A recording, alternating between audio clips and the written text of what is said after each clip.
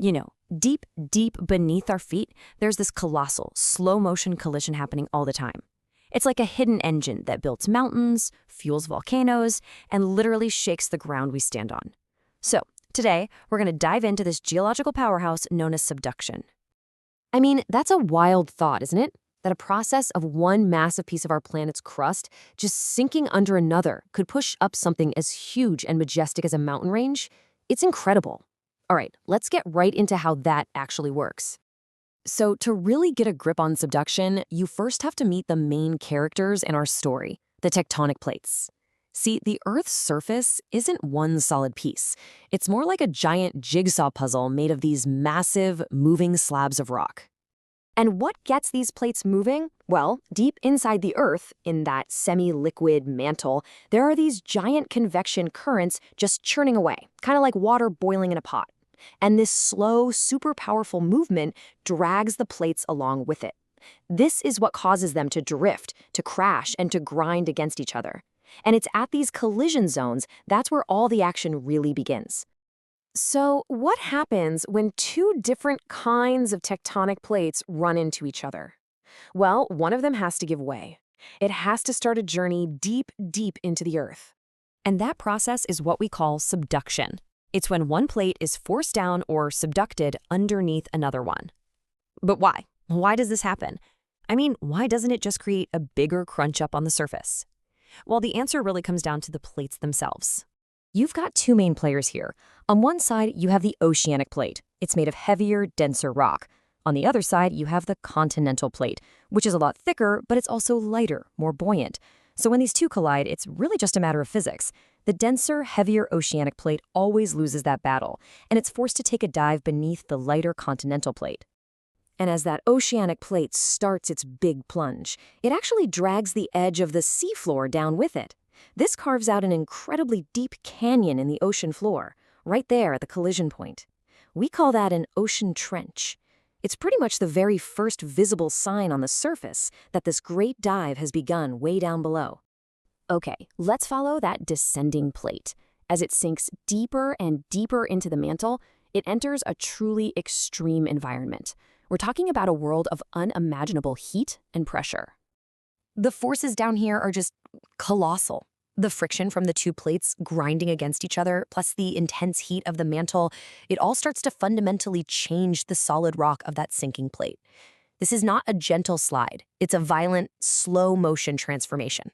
So as the plate gets hotter, any water that was trapped in its minerals essentially gets cooked out. Now this water lowers the melting point of the mantle rock around it, causing it to partially melt. This creates a really specific kind of magma, one that's super rich in a compound called silica. And you can think of silica as like a thickening agent. It makes the magma thick, sticky, and it doesn't flow very easily. And trust me, that detail is absolutely crucial. And the implication of that is just huge. Because this thick, silica-rich magma traps gases, it builds up immense, incredible pressure. So when it finally does find a way to the surface, it doesn't just flow out. No, it erupts with incredible violence.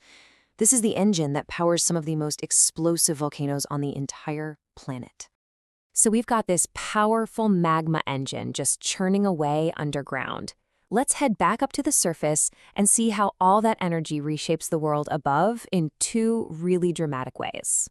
First off, that magma we were just talking about, well, it's less dense than the rock around it, so it starts to push its way up.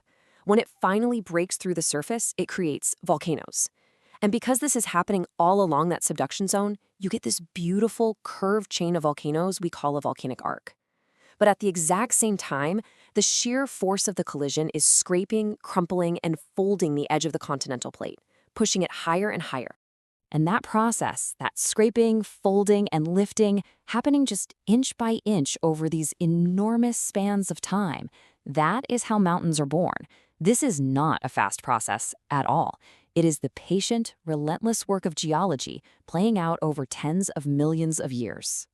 Now, all of this constant grinding and colliding doesn't just build things up. It also releases an incredible amount of energy.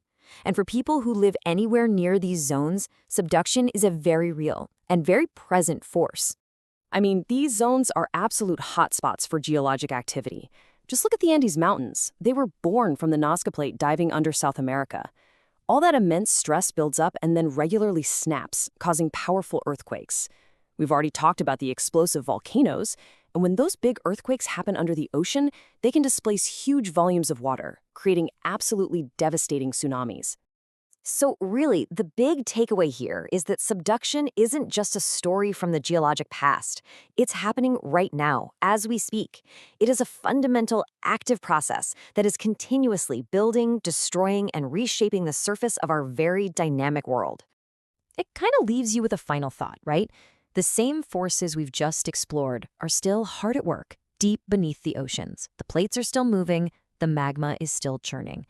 Which really makes you wonder, as these hidden engines continue their slow, colossal work, where on Earth will the next great mountain range begin to rise?